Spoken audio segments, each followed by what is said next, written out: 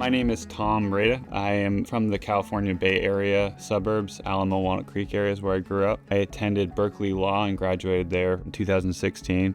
My first experience with the legal field was actually defending myself in a turning violation ticket, and the competitiveness of arguing my case in front of the court convinced me that that was something I wanted to do with the rest of my life.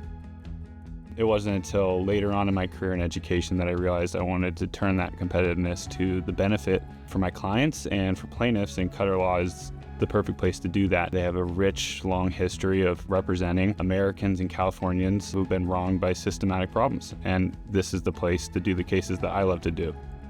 Elder abuse is a broad term that covers a lot of things for people. In this context, our practice is focused on facilities, homes that have a custodial relationship with patients and residents.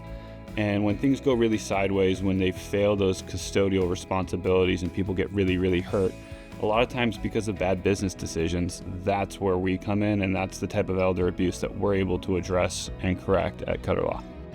Most people have a connection with an elder in their life that drives them in some substantial way. I had that with my grandfather, who lived with us half the year. He ultimately was a hoarder, and we went through a whole period of his life of cleaning out his home and getting him stable and safe.